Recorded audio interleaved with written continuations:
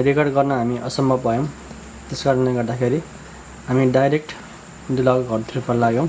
घर पुग्दाखेरि त्यहाँ चाहिँ पूजापाठ साथै माला गाँस्ने कार्यक्रम सुरु भइसकेको रहेछ।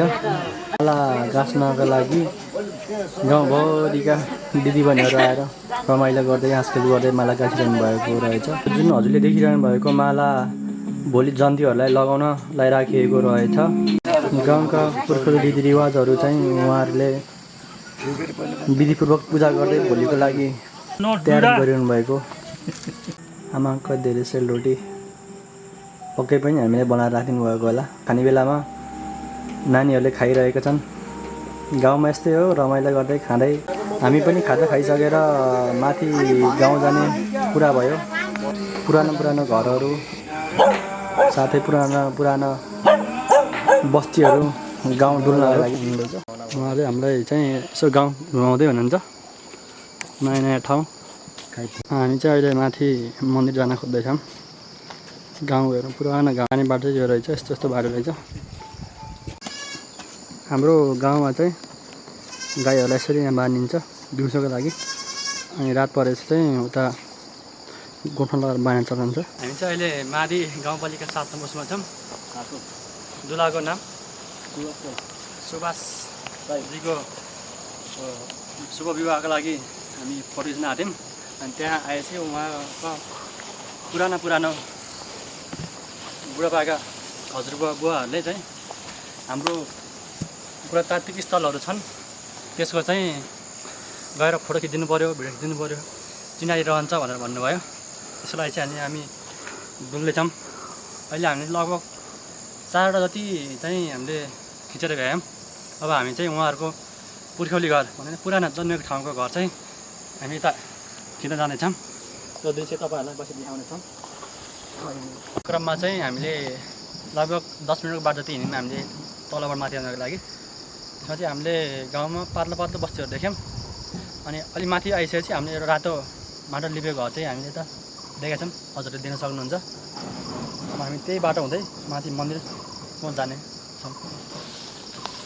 उहाँहरू चाहिँ बाटो खोज्दै क्रममा हामीलाई बाटो देखाउनको लागि मकैबारी बाटो बनाउँदै हिँड्नुहुन्छ। उहाँले चाहिँ अब त्यसो बाटो पन्छालिरहनु भइरहेछ। पुर्खौली घर जाने क्रममा बाटो चाहिँ गाउँको बाटो यस्तो हुँदैछ होइन, सानो बाटो। अनि अलिक गाह्रो छ हिँड्नुपर्ने, पानी परेको कारणले गर्दाखेरि बाटो चिप्लो भएर म यता लडेँ उहाँहरूको पुरानो घरस्थलमा छौँ होइन। उहाँले चाहिँ अहिले चाहिँ तत्काल यहाँ बस्नुहुन्न, तर नयाँ घरमा बस्नुहुन्छ। अनि पुरानो घर चाहिँ यहाँ हामीले देखिसकेका छौँ।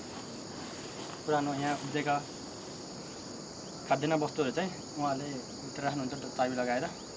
अनि गाई गोठहरू ल्याउनु भयो भने त्यसमा उहाँले दाउरा चाहिँ यहाँ राख्नुभएछ। अनि पकाएर गाईलाई खान दिनुहुन्छ। आफूले खानालाई पनि युज गर्नुहुन्छ। हामी चाहिँ घारी पुरै सिमसिम आएको भयो होला, जुका लाग्यो। कता टाँसेको 2 डेटल टोकेर रगत पनि निकालिसकेको छ। मलाई टिपेर फाल्नु पऱ्यो, टाइम नै आउँदैन फेरि गर्दा।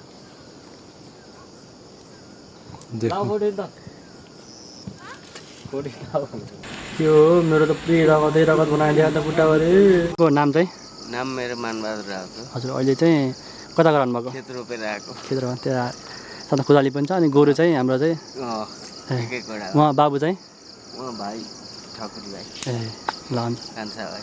ल थ्याङ्क यू, यति भनिदिनु भयो। धन्यवाद। आमा नमस्ते, हजुरको शुभ नाम? गङ्गावली। अनि हजुर चाहिँ पहिलादेखि बस्दै आउनुभएको होइन? पुर्खौली घर मान्नु भएन? कति वर्ष भयो यहाँ बस्नुभएको? भूकम्पले केही असर त गरेन नि हजुरहरूलाई यहाँ? हजुर केही गरेन। सो घर हल्लिने त सर्कने केही त भएन?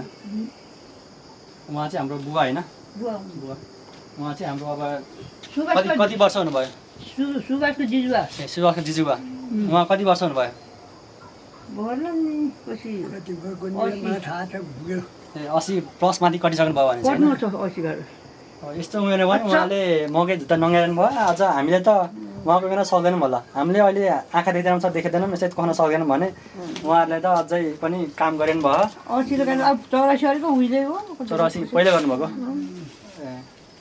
त्यही त अब यहाँको गाउँको बारेमा केही बुझौँ नयाँ ठाउँ भनेर बुझ्न आएको अब बुढापाका मान्छेहरू भेट भयो अनि केही ज्ञान सिप लिउँ गाउँको बारेमा केही बुझौँ भनेर अनि हजुरको सामु रोकेर अनि 2-4 शब्द यसो के सोधौँ भनेर अनि आएको ल आमा लाग्छौँ है त हामी है अहिले कार्यक्रम छ अनि फेरि आउँदै गरौँ न अब चिन्जान भइहाल्यो तल घर पनि चिन्यो फेरि आइन्छ नि त्यही त ओह्रालो धरिसकेपछि हामीले 3 जना नानीहरूलाई देख्यौँ घाँस जग्गामा घाँस काटेर ल्याएको उहाँहरूसँग हामी केही कुराकानी गर्नेछौँ मेरो दीप्सिका तिम्रो नाम के हो तिम्रो नाम के हो सुहाना कता गर घाँस काटेर डोकाभरि काट्यो कि आधी काट्यो खै देखाउ त कति रहेछ घाँस